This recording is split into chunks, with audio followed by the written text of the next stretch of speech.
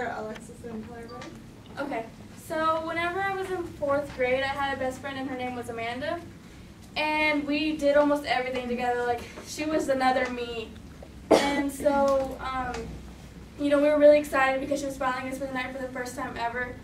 And the entire day at school, we just went through, you know, brainstorming, you know, things that we wanted to do together. We wanted it to be like the best night ever. And so we even made an entire list, and, you know, the end of the day came, and my aunt was there to pick us up and drop us off at my house. And the first thing we did is we ran through the house into my room. And we figured, okay, let's get the park over with. There's a park at the center in Manor. It used to be cooler because it was made out of wood. Now it's not. But so we wanted to go there. And the thing about that is it's across the railroad tracks in Manor. And my mom thought that was too far for me at my age because, of course, I was young. I was in elementary.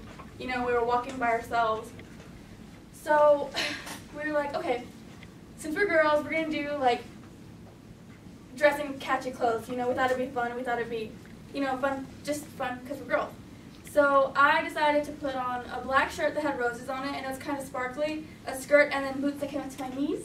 And I don't really remember what she wore because she always dressed catchy anyway, so it was whatever.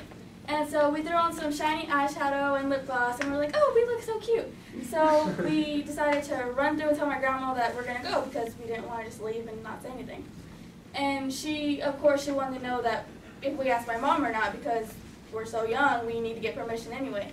And at the time, I was such a good liar. I could keep a straight face. I was so good. It was like the best thing ever for me was to lie. And I was like, yeah, I told my mom, and, you know, she told me to be back before dark, and that's believable because my mom always gave me time to be back whenever I would go play anyway. And so she believed it. And she gave me a kiss, and she told me, you know, be safe, and I was like, okay. So we ran out, and the entire way there, you know, I was listening to Amanda. She liked to talk a lot. And she kept me entertained half the time anyway, so I really loved when she did talk. And so finally we got across railroad tracks. And it was like, oh my God, we're finally here. And we see the big old gates that enter to the center. And a guy pulls up on the side road. And he's like in this really old blazer, and he has this really sharp, pointy beard and all these tattoos, and he just looks really bad. And I'll never forget the way he said it. He was like, hey, hey. And at that time, it's like right off a movie. Me and her look at each other, and we're like, oh my God. And then we look right back at him, and he talks again, and he's like, can you two come here? And me and Amanda are just like my stomach drops, like my heart drops to my stomach. I feel my face start to burn. It's red. I look at Amanda, and she's stiff. Like, we just don't know what to do at this point. And so I had so many thoughts going through my head at the time that I just can't recall any of them, just aside from that little voice that's telling me, you need to run and hide. So I knew Amanda wasn't going to move if I didn't pull her, and so I grabbed her and I pulled her, so we started to run. And there's this hill that's right up on the side of the center right before you get to the park. And I ran up there, and we just sat there, and we were sitting down, and she started to cry, and I was there, and I was just like, what do we do? I was like, he's not going to come and drive on the hill. As soon as I thought that thought, he drove on the hill right there. He was right by my feet. I could like touch his tires if I wanted to. And I was like, oh my God. So at that point, I started to cry too. And I always wanted to be the tough person, so I never wanted to show like myself cry. But at that moment, it was so scary that I cried in front of Amanda.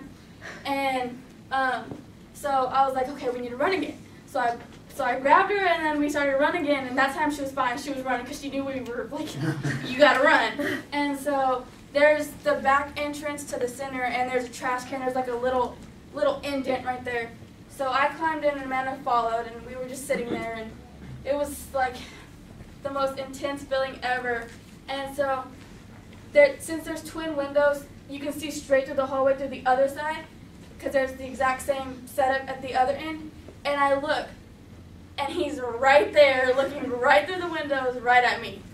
And I'm like, okay. So Amanda apparently already saw him looking at us, and she was gone. And I was so pissed off because I could not believe she left me, because I did not leave her and she left me. And so I was like, she's running towards the exit already, well, the entrance exit. And I'm sitting there like, okay. So I ran after her, and then so at that point it's like we gotta hide, and so there's old since they were clearing out the area for Wild Horse Creek at the time, there was big mounds of like grass, dirt, and different limbs and stuff from there. And she went and hid behind one, which is the stupidest idea ever. And I thought she was such an idiot because if he drove across right here, he could see her right there. Me, I kept running back towards the part of Wild Horse Creek that was already built, hoping to find people. And the whole time I was just like, she's so stupid. She's the stupidest person I know. I was so upset that she did that. And then I was like, Amanda, you need to come. And then finally she ran after me. She caught up to me because I wasn't going to stop. She left me. So after that, we entered Wild Horse Creek, and then I was just like, how can everybody be so happy right now and be living in their happy houses, and we're here like dying because we're running so much. And so then she sees a family, and this is where I get really pissed off at this point, because she's like, we need to tell him that to call your mom. I just lied to my mom. I'm not supposed to be across the railroad tracks, and we're almost getting taken. My mom's not going to be too happy about that. I was like, can we call your mom? So I tried to like negotiate with her. Let's call your mom. Your mom's going to kill you. My mom's going to kill me. We agreed. And as soon as we ran up there, she tells him to call my mom. And he calls my mom, and my mom shows up in less than 5 minutes, and she's there, and the car ride home is silent, and then my mom finally speaks. She's like, she gave me a speech about how she loves me, and, you know, she wishes I wouldn't have lied to my grandma, and, you know, all that, and I thought she was going to kill me, but she didn't hit me, and she didn't kill me. And finally we're home, and, you know, everything's good again. You know, she didn't make Amanda go home. Amanda got to stay the night like we planned. We did watch movies, but that night I couldn't stop thinking about everything that had happened that day, and I sat there awake, and I thought to myself, so everybody is right about what they say about strangers. You never know when they're around. You never know what they're capable of. And so really it's just like ever since that day I watch my back and I make sure that I follow what I'm supposed to do. And I try not to lie, but sometimes I have to.